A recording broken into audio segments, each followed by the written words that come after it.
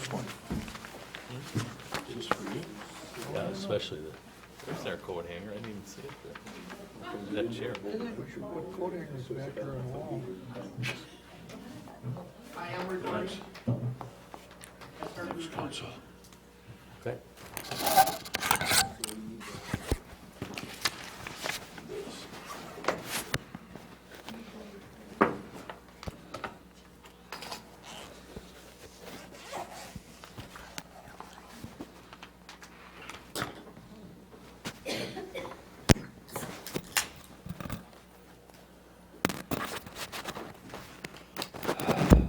We'll call the special council meeting to order. This is for the review of the proposed 2017 budget. I see the first thing is public comments. Are there any? We can probably let you talk afterwards. Mike Lyons. All right, I think all of you have a packet that's got the latest version of the proposed budget, which includes the levy request for pay 2017. So with regard to public comments, what I'd like to do is real briefly bring everyone back up to speed on where we're at, what has changed since our last meeting. Because remember, back in October, I was directed to make some minor changes to the budget and say, okay, let's keep the levy at the same amount that we did back in October and push some changes through, and let's see what that looks like. So I've done that, and I can talk about that real briefly. I'd also like to talk a little bit about some of the projects we have coming up and some projected ways to pay for them. And then take any questions that come up with respect to the budget. So in your packet, it's about a little under 40 pages. I'm just going to show you what's in there, so if you want to see a lot of detailed information, you can. We're not going to go through all of it unless we have specific questions. But what I'd like to direct your attention to is let's take a look at page 1 in there. And when we look at page 1, the reason I'm drawing that to your attention is so everybody understands where some of these numbers are coming from when we look at, you know, what is our tax capacity, what is our taxable tax capacity, what is our tax rate. And, you know, this is all available on the county's website, but it does take a little bit of an explanation sometimes. So the number I'm circling or drawing a line around right now, that was your taxable tax capacity from last year. So when the county puts this together, they always, I mean, they do a nice job of showing what was last year, because everyone says, well, what was it last year and how does it relate to this year? So this year's number is the bigger one up there. I'll make that a little bigger for everybody so they can see it.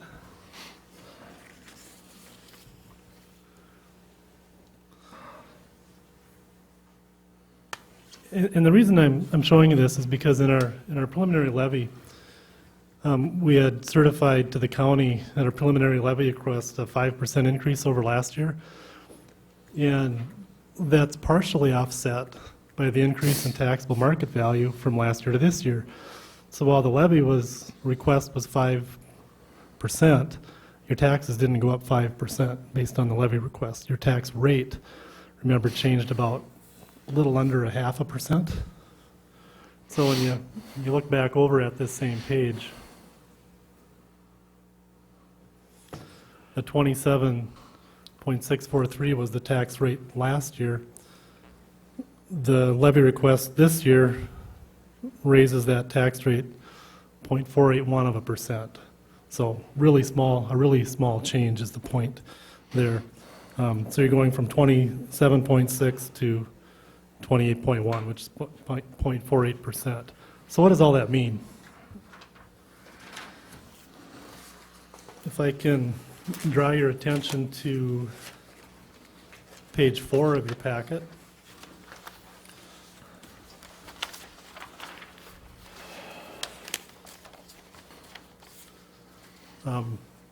What I did is I put some information together from the county's numbers. You know, on the first column there with numbers in it, you see the final for 2016. And then the two columns at the right. The middle column is what the council certified at the preliminary levy back in September. The column on the far right is the result of the budget discussion we had back on October 24th. And what I'd like to show you is how that affects the tax rate, because everyone seems to have a lot of interest in that. 'Cause that's the rate that's applied to your taxable market value and determines how much property owners pay for tax. So you can see in both cases, you're really not talking a large change. But if I slide that up a little more, I've got just some real high-level summary totals on here. I've got the budgeted revenues for those years, budgeted expenditures, and then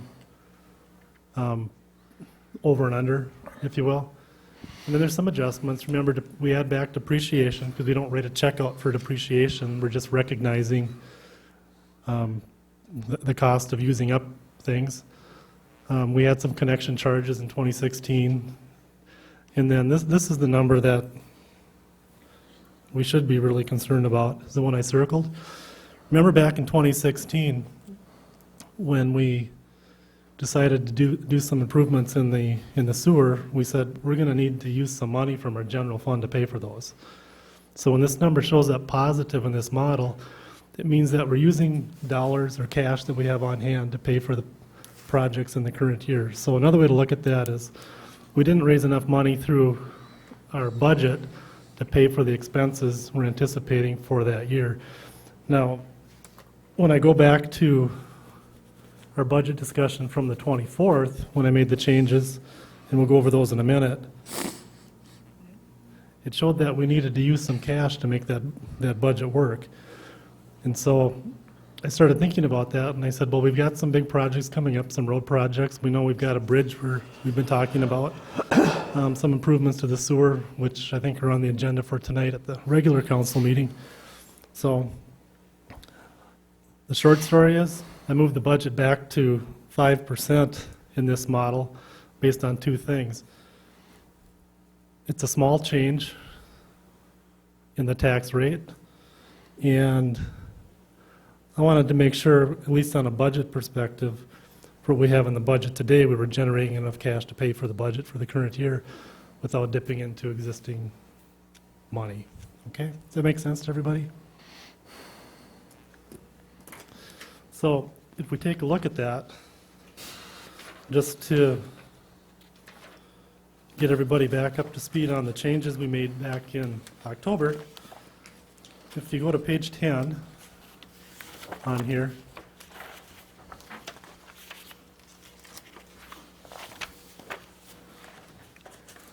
what I've done is I've been tracking since we started this process. Back in August, we started at a little over 5 million. We made a lot of changes, a few changes, and then at the October meeting, we made these changes on the bottom here. We took out the equipment certificates for a proposed dump truck, and we finished the parking lot at Andy's parking lot, also the Corps, which is the same as the Corps of Engineers parking lot. So we'll get some special assessments. We'll recover some of those in 2017, and then I adjusted the levy back from 3.5% to 5% to make that overall budget positive rather than showing that we're using cash. Okay, that's on the revenue side. And there's quite a few more changes we've made since we started this process back in August on the expenditure side. We started at 5.4 million up at the top, and this is just a summary of the changes we made by each meeting. And when we get down to the bottom here, you can see we added a furnace and an overhead door for the joint public works maintenance facility. We took out the dump truck. We adjusted the payroll for the new members of the fire department. There were 1 or 2 members, Chip, I think two new members. So we had to add back their payroll. And then we'll be talking about this one at our regular meeting. we carried over a budget item for a security system for City Hall, meaning the key card access. Okay? So we just basically rebudgeted that item into 2017. And here's the 18,000 excess we talked about just a few minutes ago, and it gets us down to zero. All right? So some of the other things, and interrupt me if you have questions. With respect to financing the projects we have coming up, there's been a lot of talk on, should we pull all these projects in with respect to the sewer? How do we pay for them? And if you think about the big picture on this, we're going to be looking at some of those projects tonight at a regular meeting. You're looking at projects in excess of $1 million. For the roads, it's about, in this budget right here, we included $1 million of new debt to pay for the reconstruction of the roads that we've been talking about all summer. And so one of the things Dan Vogt had asked me to do was, run some numbers and what's that going to look like for a bond payment? And when you do that, you come up with $1 million bond. It'd be a little over $1 million for a bond. And if you're looking at a 10-year payment at today's rates, your annual payment or your annual levy you'd need for that starting in 2018 would be about $120,000 on $1 million. If you add into that the proposed upgrades and changes to the sewer facility, you're looking at about $1 million to $1.5 million. So just for the sake of argument, if you were to issue bonds for $2.5 million in round numbers to pay for these projects, you'd issue the bonds in 2017, and your first payment would be due in 2018. So first question, everyone says, well, boy, that's a lot of money. How are we going to pay for it, and what would that do to our taxes? So when you do that, now keep in mind, if you're going to issue that level of debt to pay for these projects, in future years, because you're pulling those projects in, money that you would be levying for capital, you could potentially shift that to pay for the debt. So when I say $300,000, that would probably be the top end to make this model work. And so I do have a couple examples I can share with you on what that would look like to a couple different types of properties.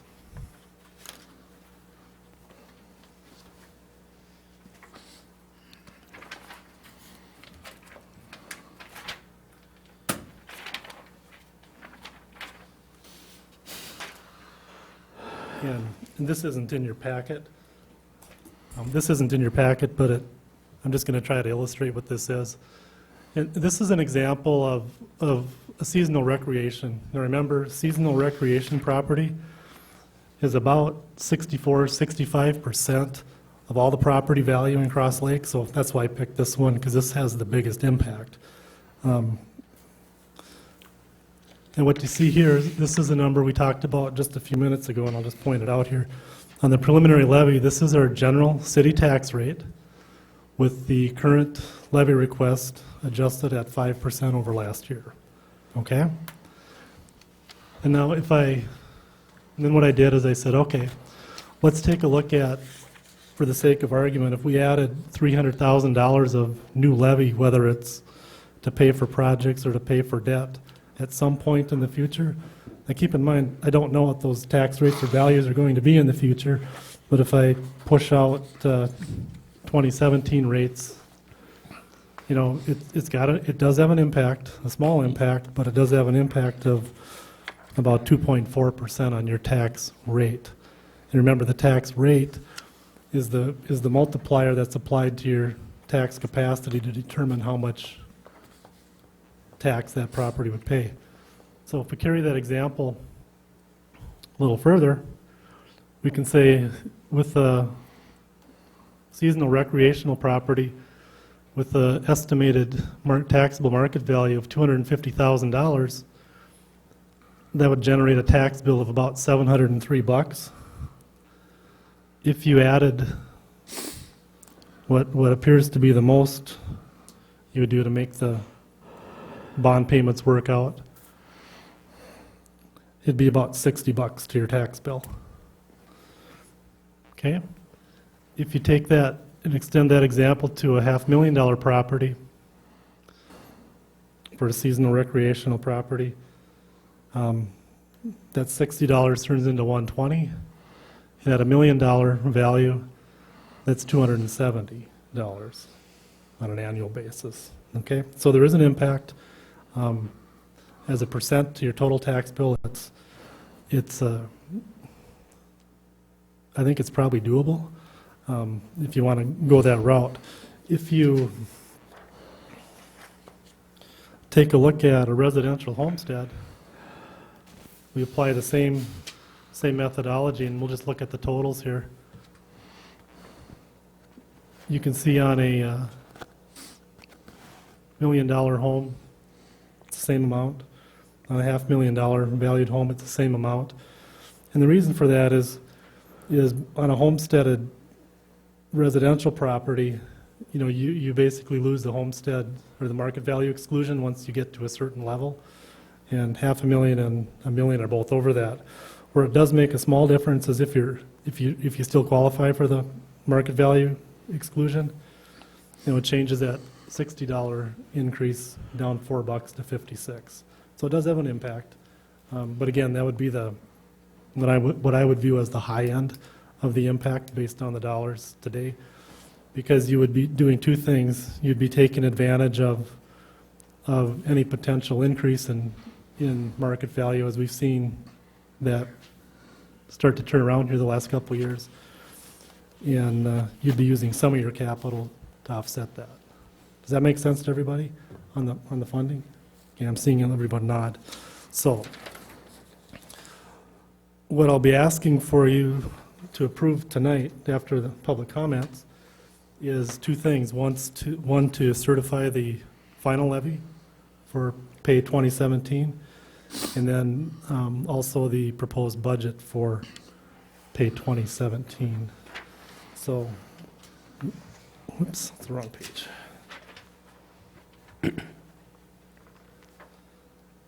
So what I'll do at this point is I do have a summary of the budget in here somewhere.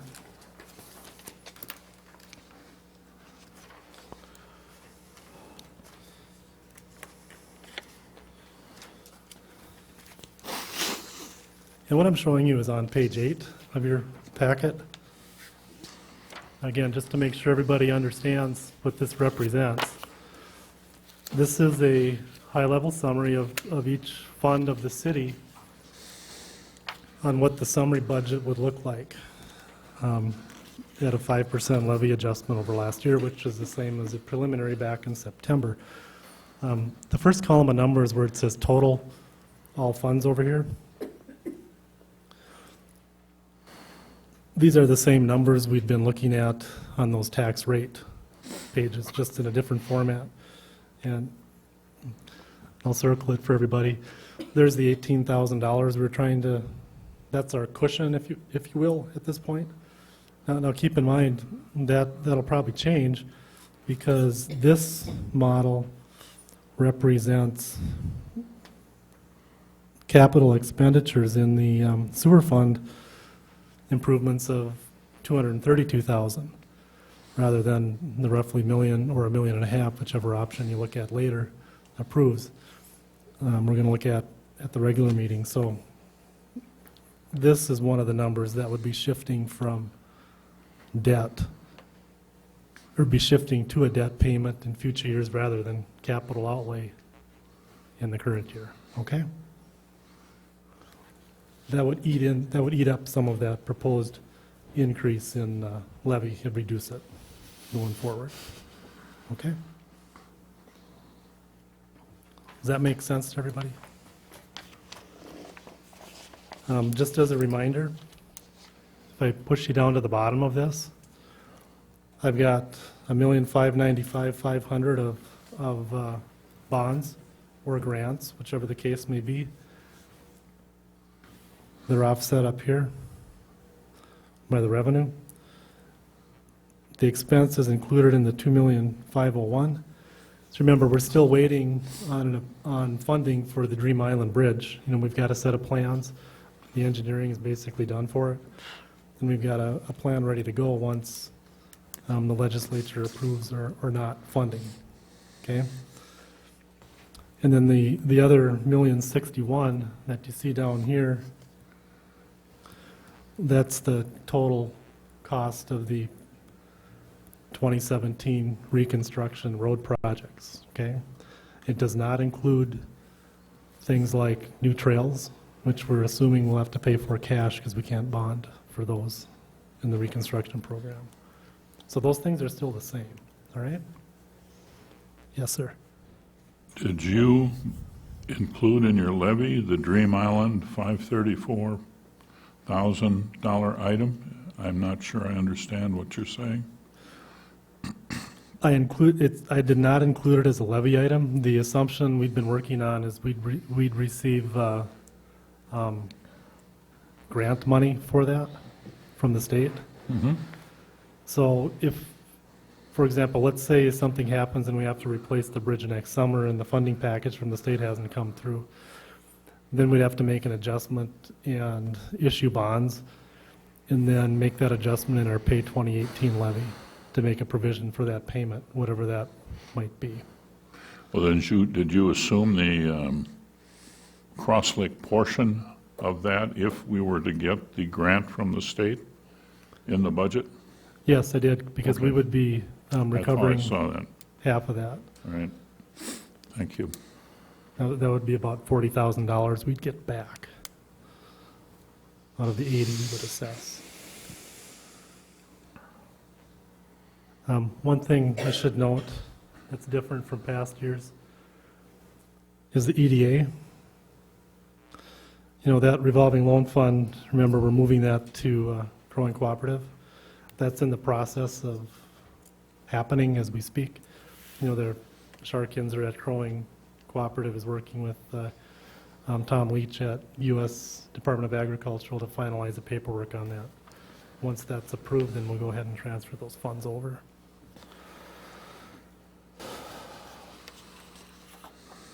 I see questions. No? You want questions now? Sure, All right, whatever you want. I'm going to switch gears on you here. Sure. In going through the last audit report, because I've been asked, where's all our money? The auditor said our net position of cash at the end of 2014 was $2,332,000, right? That's right off the Larson, Allen, Clifton. Okay, and I don't have that in Right. front of me. And that number increased about $222,000 over the previous year, which is a good thing. It's not going the other way, it's growing. On December 31st, 15, we had an increase from last year of $435,000. So that fund net position, they call it, at the end of year last year was $2,869,860. Somewhere along the line, I don't know if it was us or prior council, they designated that of that amount, $241,000 could be used for capital expenditures. So, I guess the question I have is, can we use some of that money to reduce our levy either to zero or to the rate of inflation, which is running 1 to 1.5%? You know, I looked at the increases. You know, we had in 14, we levied 3.32. 15, we levied 4%. Last year was 15%. And Now I we're would say looking at last year is not a 5%. comparison. Pardon? I remember last year, we replaced money that was previously transferred from the phone company. That I understand, yes, I understand. But we still levied it, and so I'm just kind of thinking that we slow down the train here a little bit. So I guess the question to you, Mike, is can we use some of that money without you know, it's a good thing we have the money, but maybe we need to fine tune how, it seems like it's growing at a rate, and I think that comes from Well, I think values increasing, and then perhaps we're not spending what we say we are. No, you've actually raised three issues here. Let me try to address the first one. The first one is the number you quoted out of the audit report, which I don't have in front of me, so I can't share it with the crowd here. I've got it, you want to see it Yeah, I here? would. Yeah, Yep. and just send that around.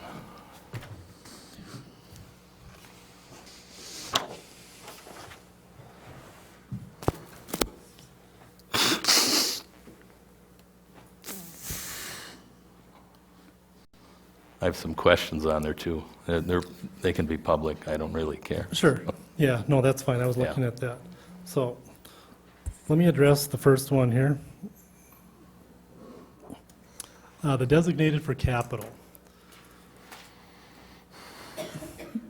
And you mean capital expenditures, No, I mean, depreciable items? No? what I mean is things that, when we talk about, this is actually assigned.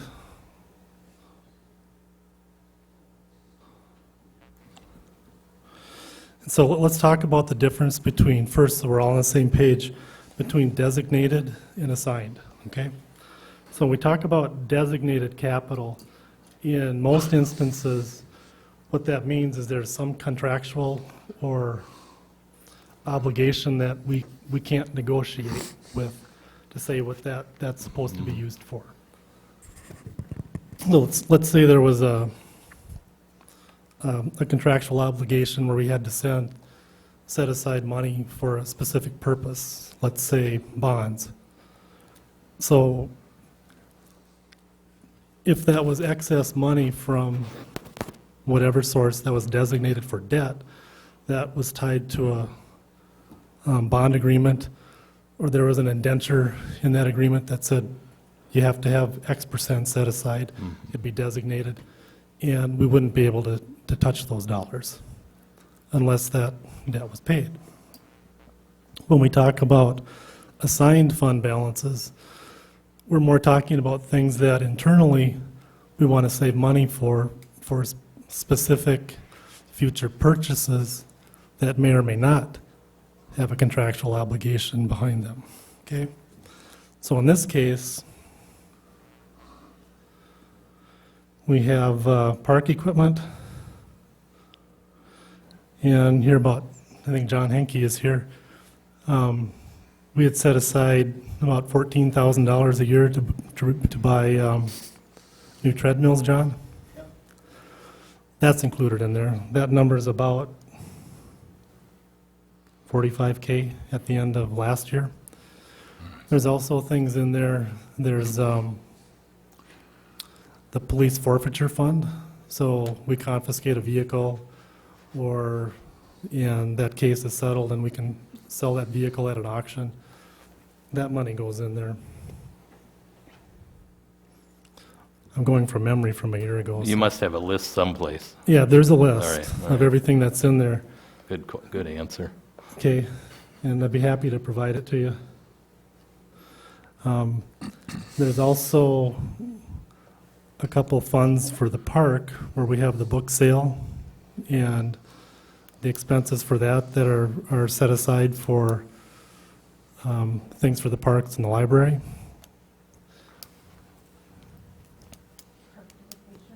It's in there. This is for the library.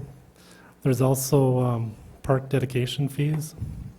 So when a developer comes in and says, well, I'm going to develop this piece of property or do a lot split, sometimes the city will take cash instead of a portion of the land for that. That's in our ordinance. So that's what I meant, where there's some kind of contract or other designation, but there's not a contractual obligation for that specific amount. I'm not sure what that number is. I know it was around 20,000. And then there's a bunch of other ones in there too, that we've done the same thing. And that's what this is, that's what's in these balances here for the assigned. Now, about 2 or 3 years ago, that number was about double that, because we were setting aside money for this building, some of the improvements to this building and the fire hall. We had done a assignment of our excess fund balance for that purpose. So that's what that is in there. Now, in certain instances, if the council so chooses, you can change your mind on that.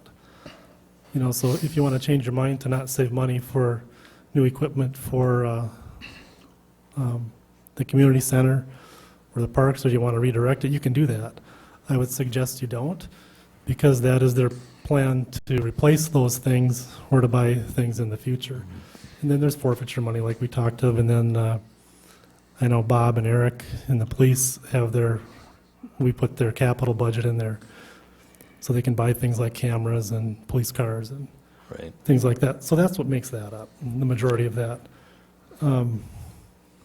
So when you look at these increases over the prior year that you're talking about, I need to really bring you back to our discussion from the October meeting.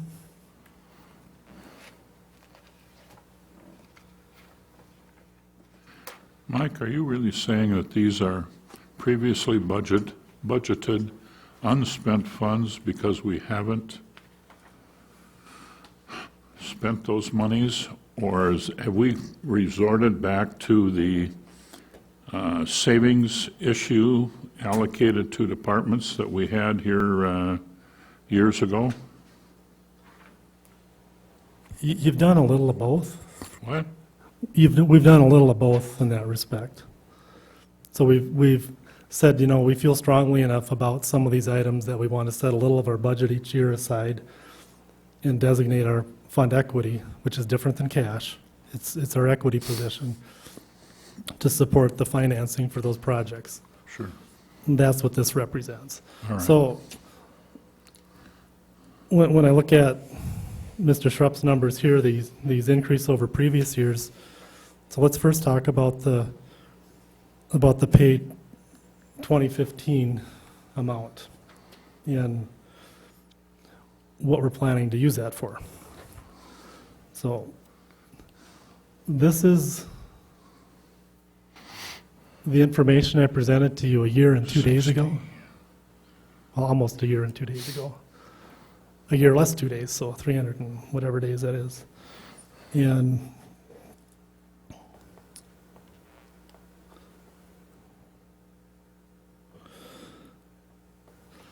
that number's what we're transferring over to pay for the roads and the sewer improvements. So we had a similar situation in 2014 and 2015.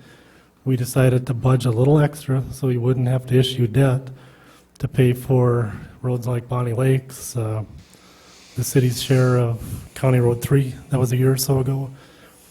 And then we used the same methodology to accumulate funds to pay for the sewer improvements that we're doing this year and that were done in the last couple of years and going forward. So when we look in the reports, I mean, it's a good question to say, why are we generating more than we're spending? It's because we have a plan to use that money in the future. And so I do have some information on these levies. If you'd like me to talk about that, I can do that too. Oh, I understand, and I'm Yeah. not advocating spending the assigned numbers. I Yeah. was just wondering, reading the audit report again, making an assumption that as a group, we could decide to use some of this to offset what we're deciding to levy? The short answer is no. The elongated answer is you don't have enough in there to make a difference. You know, there's $1,500 set aside in that reserve to help Bob if there's a stray dog and they have to corral a stray dog. He's got a small amount to do that. And so there's the bigger numbers in there are what I've talked about earlier. It's with the parks, some specialized equipment, and park dedication fees that have to be used in the parks. So when you take those numbers out, you really don't have, I mean, you're not talking very many dollars. I was looking Less at than the 50. available to spend column. That, I mean, I'm taking that out of the report.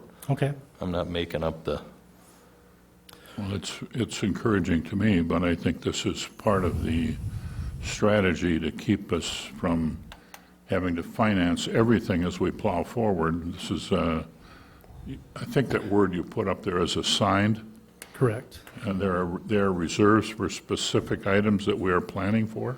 That's correct. Yeah.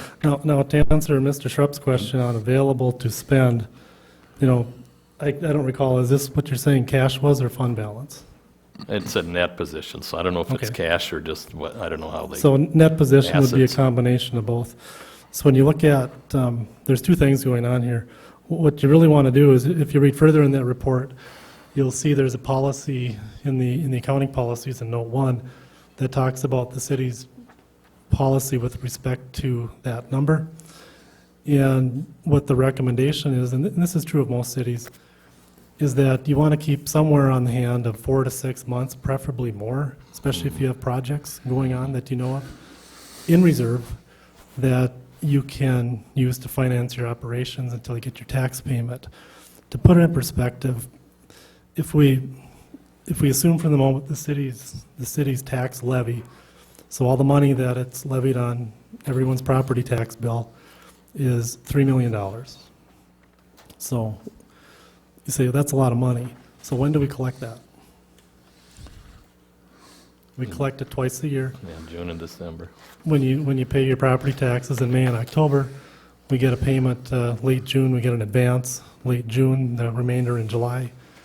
And then on December 2nd of this year, we got the second half payment. So what we need, the reason this number needs to be 4 to 6 months of your budgeted expenditures is so you've got money to pay bills during that time. And what I could do, if you're interested in seeing that, I could show you our cash balances starting out at December 31st of basically any year.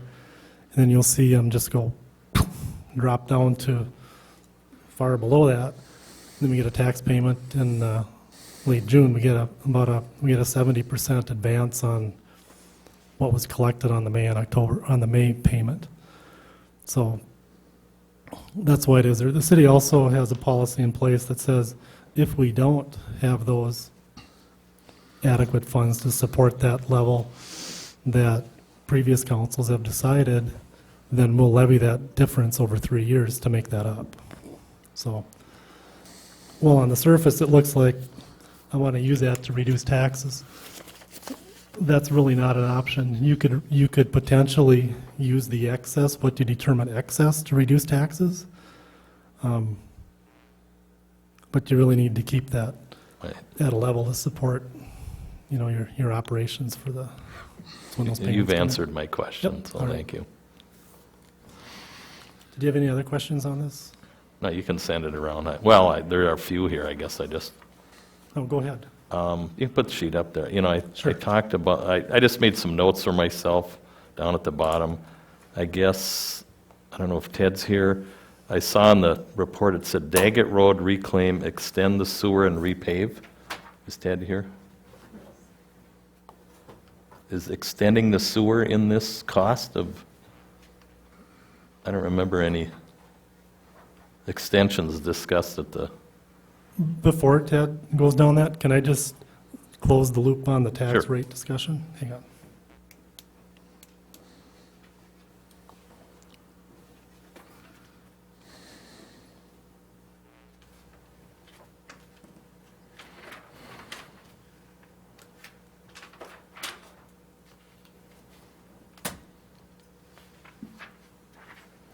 I've got two documents I can show you.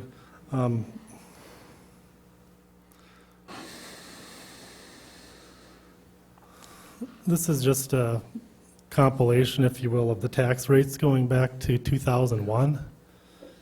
And if you knew nothing about the city of Cross Lake, you would ask yourself, or you should ask yourself, what happened in 2001 when the tax rate was 18.05% to go up to almost 31% in 2003?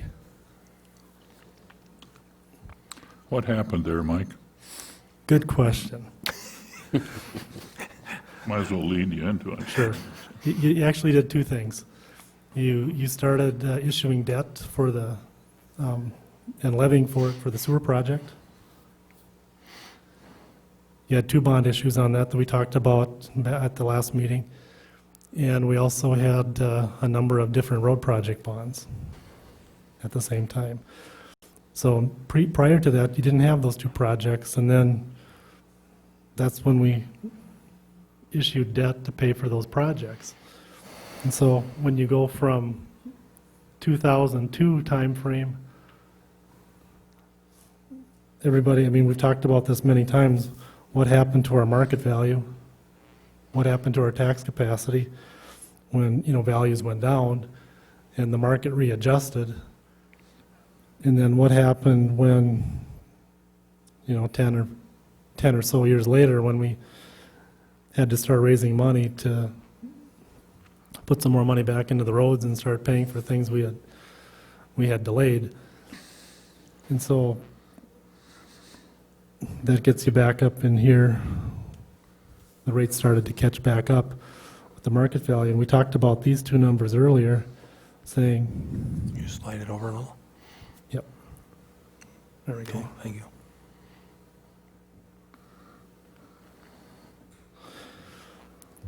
While it's a small adjustment, 28%, 0.12 a preliminary rate, is quite a bit more than it was back in 2001. But you've got a much different picture of your city today than you did 15 years ago. So, I mean, those are good questions. I hope that it kind of explains a little bit on the tax rate. The other thing you can do is if you want to see how Cross Lake compares to other entities in your jurisdiction, there's some really good information on, let's see. You don't have a chart of the revenues that go along with that tax rate, do you? The No, I previous don't. slide. That's really very telling, They've because been, I don't fully understand the tax rate. You certainly aren't taxing me at 30% of the value or No. 30% of the taxable market value available to you, so I'm not sure what that really means. okay, let me close the loop on this. Starting on page 2 and 3, you can see how Cross Lake compares to other taxing jurisdictions. Cross Lake's not on this chart. It's on the next one. It's on the next one. Okay, so you have looked at it. That's great. So here's Cross Lake.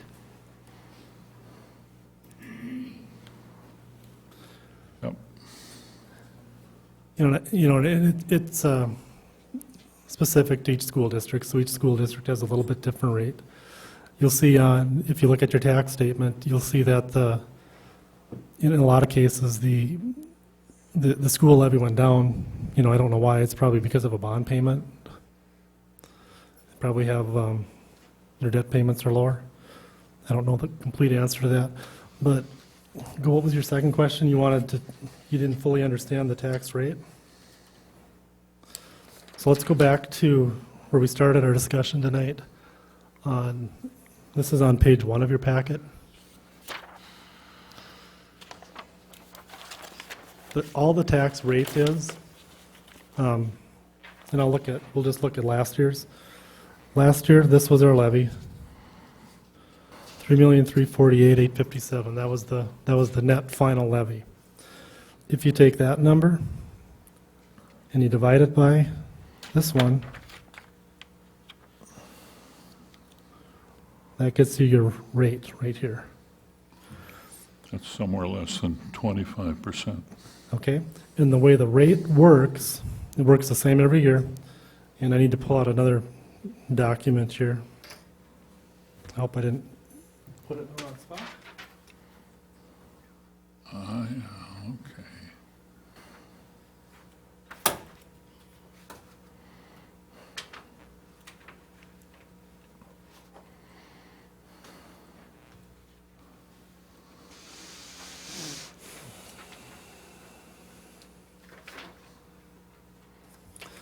I'm not finding it quickly. But what happens is the tax rate, so let's say your house, remember the chart I showed you that had, here it is.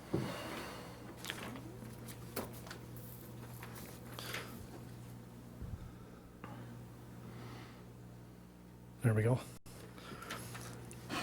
Okay. So this taxable tax capacity, that's your taxable tax capacity, right? It's not your market value. It's the tax capacity of the whole city. So for the sake of argument, let's say your estimated market value is $500,000.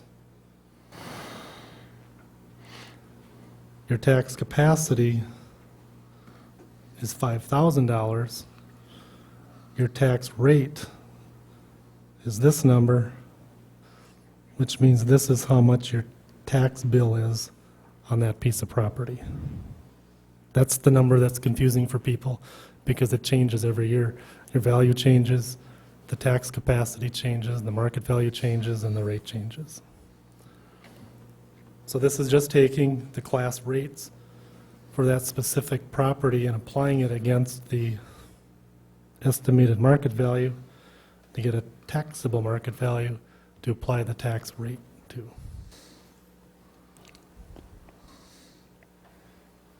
Okay. So I think I've talked enough. If anyone has questions, I mean, you still need to have some public comments and things like that. Can you send my sheet back around? Sure.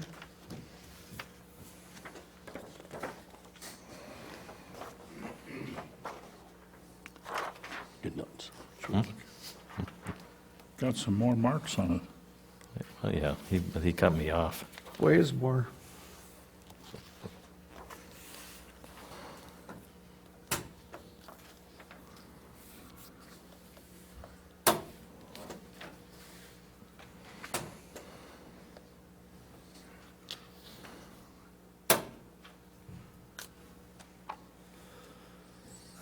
So I guess at this point, I would ask if you could move to the public comments portion. That went a lot longer than I had hoped for. I think there were some good questions there.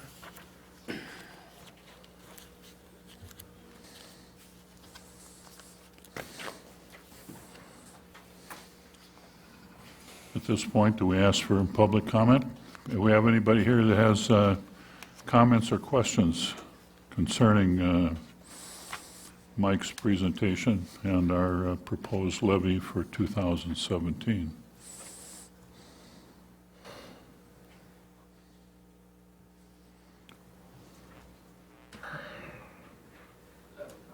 There we go. Come on up, please, sir. Everybody's jumping at the chance, I got one as well. Hi, my name is Lance Brakestead. I own the Pineberry Plaza. It's right across from Zorba's. Is that part of the building or not part of the building, the shopping complex there? Sorry. Anyway, so it's Pineberry Plaza right across from Zorba's. We bought that in 2004. It was the old City Hall building. We stuck probably $100,000 in investments in it. We put a new roof on it, new windows, new siding, new covered porch around it. We bought it for investment opportunity. We've had it now for 12 plus years. We've never made a penny out of it in the whole time we've had it. Since then, about 8 years ago, I decided to sell the building. I've had it for sale for the last 8 years. I've gone through every realtor in the county or the surrounding area, Brainerd, Cross Lake. I can't get a bite on the building because anybody who was going to invest in the building looks at it and they look at the property taxes and your income that is coming in because it's a seasonal location here, and the numbers don't jive. So I can't sell a building, and I have it now listed for $20,000 more than the estimated tax value of the building, and you couldn't build that building for $270,000. It'd be impossible. So I just wanted to bring that to your attention, so see what you find. And this is the first time I've ever been to a public meeting like this. I've always paid the taxes, did that, but there's something wrong with the picture in Cross Lake. Try to get new businesses into Cross Lake. I thought about it, with my brother-in-law, we thought we'd do it. We would have a nice building there. We'd get shops in here. But it doesn't work. So anyway, that's all I had. So if you want to consider that, if you have any questions for me, just let me know. Thank you, sir.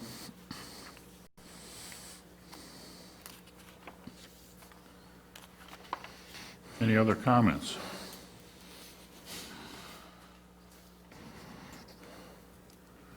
I realize that it's been very tough on real estate investment in our community. The actual market value and swings and collapse in the real estate market over the last 10 years haven't helped any of us. And I appreciate your comments. Mike? I guess I don't have any, I didn't see his tax statement or his value, so I'm not able to comment on the value. You said? I said I didn't see his tax statement or his values, so I'm not able to comment on values. Those are really set by the county. Okay.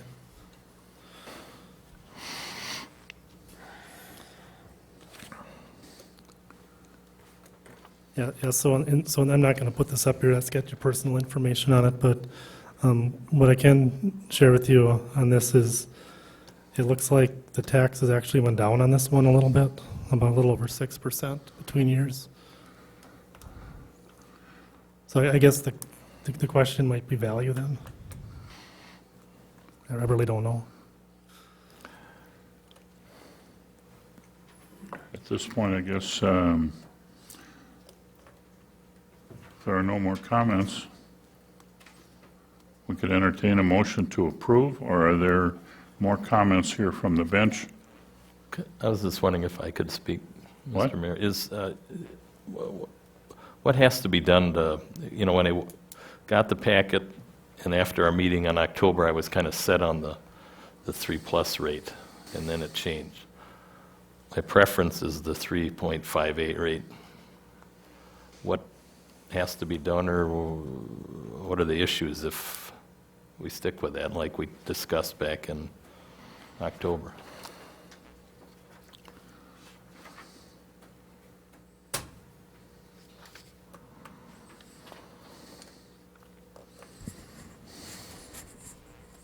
This is page 4 of your packet.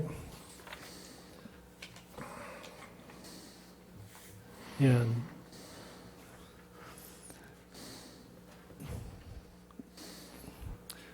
if we slide this down just a little bit, those two numbers on the bottom of your screen, the difference is if we leave it at 3.58% and push the changes through that we did in October, from the October meeting, we need to spend down $29,141 of our existing cash and net asset position to make that budget work. If we leave it where it was at 5% with that same expenditure set, see right here, these two numbers, we'll generate a little bit of extra cash that we can use to offset any new debt. So rather than try to introduce a new percentage to you, which we can do if you so choose, my recommendation was to move you back to the 5% adjustment. If you wanted to make this number net out to 0, that number would be 4.45%, would make this 0, which is just a little more than a half of 1% of where you're at 5. So it made sense to me anyways to leave it at the preliminary amount rather than to introduce a new model to you at this time. And if you cut some expense in the budget, would that do it? You could choose to do that too, yes. You lower the 6 million? Yes. Are we too aggressive on our businesses, considering the fact, and I think this plays into the gentleman's comment who was at the podium earlier? Basically, for most retail establishments here in Cross Lake, we have somewhere between a 3 and 4 month window of opportunity, window of reasonable business. But we use a model for evaluating our businesses that seems to me to be fairly aggressive. Is there anything we can do about that, Mike? I realize that it would probably raise, we're going to tax the amount. So if we reduce the taxes to one portion of the residents of real estate or whatever here, another part's going to have to shoulder the load. So my question is, are we reasonable? To answer your question, are we reasonable? It appears that we are. If we look at how do we compare to other communities, if you look at information published by the Department of Revenue after all the preliminary levies came out, the average tax adjustment statewide for a city was about 6.2%. So based on that information, 5% is better than 6.2. Yeah, okay. That number I understand. Yeah, but to try to answer your question on how does that shift, that's really not for us to decide. That's not something we have any control over. The valuations are established, and how they're administered is established by the state, and the state uses the local counties to do the assessing on what they think those properties should be valued at. And then the state class codes are applied to those valuations. Okay. Thank you.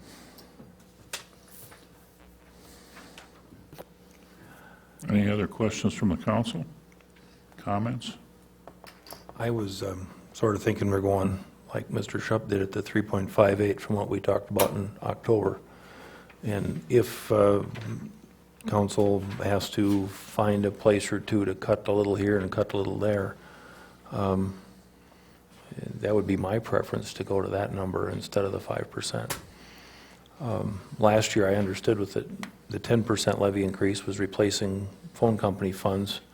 I did vote against that because we added another 5 on top of that, and that was on top of the 4 before that.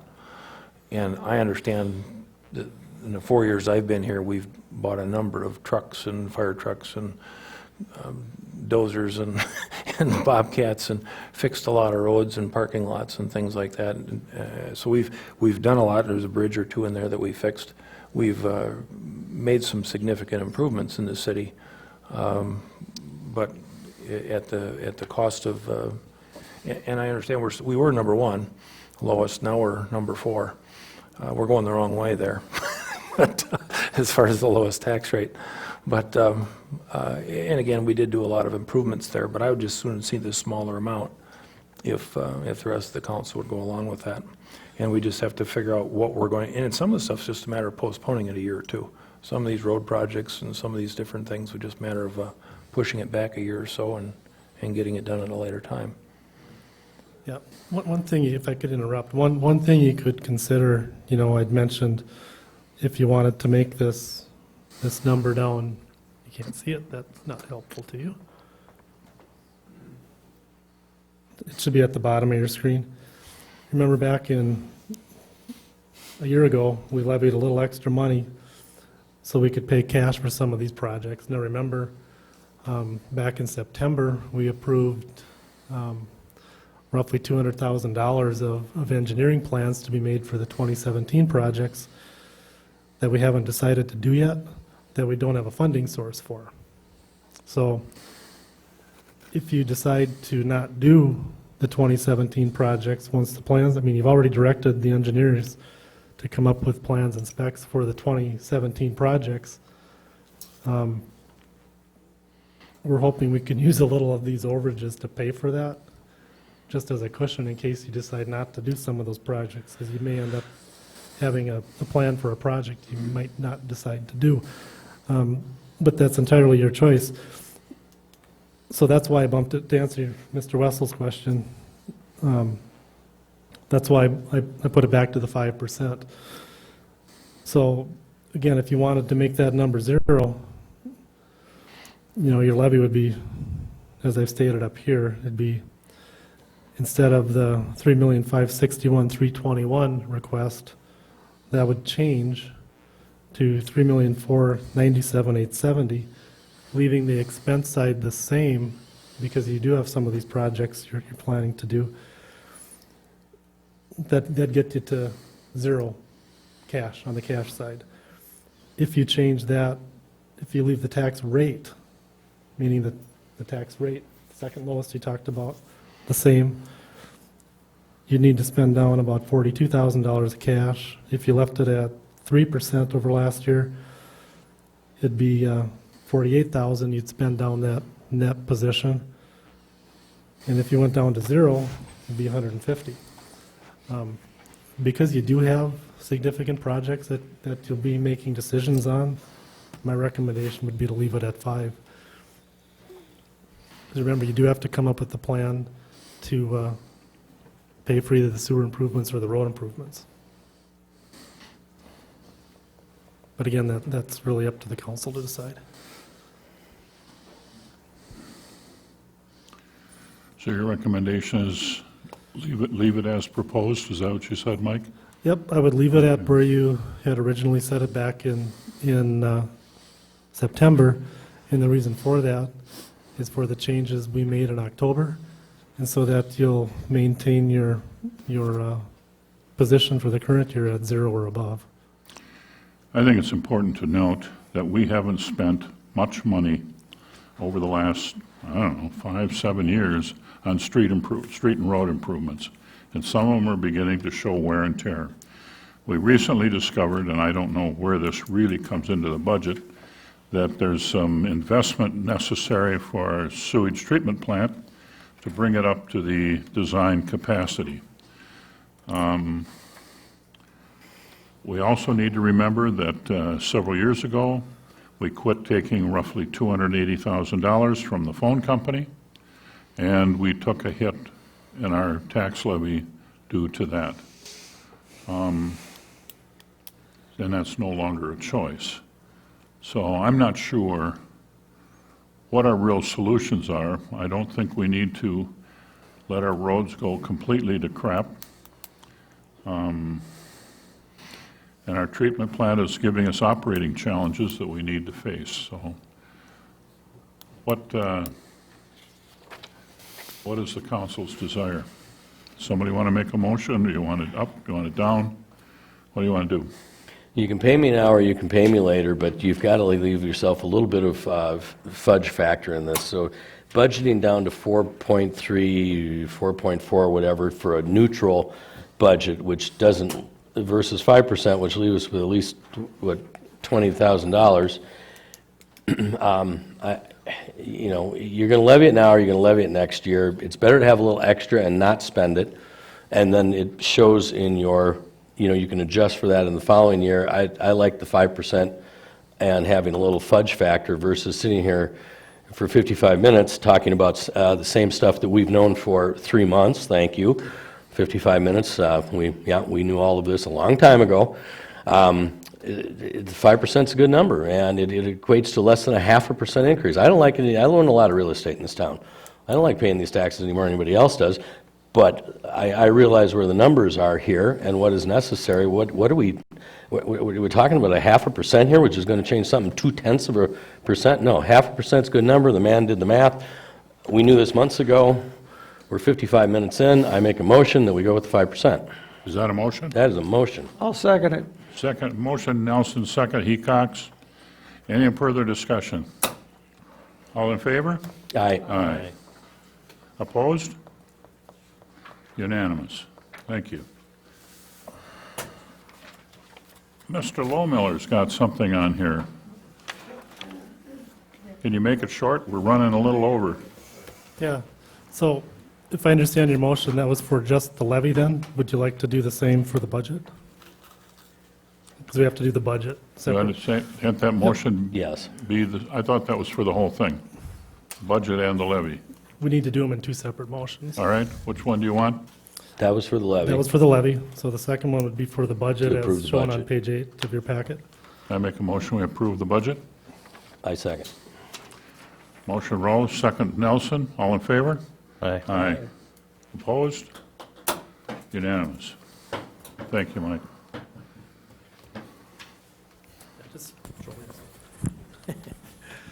Mr. Mayor, Council, Mr. Lowmiller, We- Chief of the Fire. yes, we talked about in our last public hearing budget meeting, we talked about the SCBA's and how it was in the capital outlay. We discussed that over $100,000 purchase, we were looking into to see if we can use HGAC, the buying group that we use to purchase the trucks, so we wouldn't have to get two quotes, so I could purchase the SCBA's, the ones that we want to use in the county. I did find out that HGAC is a buying group for MSA, which is the manufacturer of the air packs that we use and everybody else in our county uses. I also did get an updated quote for those SCBA's. So I'll show you.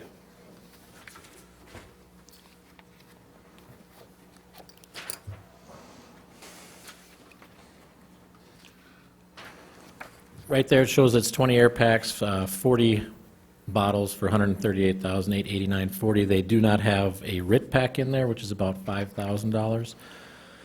So we're looking at about 143, somewhere around there for the air packs.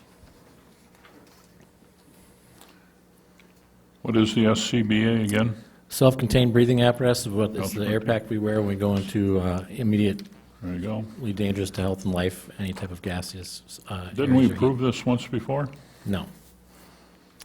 Have we budget, was it in your budget? This has been in capital outlay for over 7 years. That in 2017, we'll be replacing it. Correct. It's in here. You just saved us some money. Excuse me? Good job saving money. A little bit.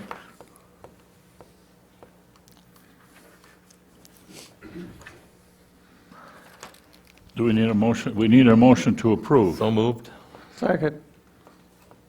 Motion Schrupp, second Hecox, for self-contained breathing apparatus quote of, is that 138,889.40? Is that what it's for?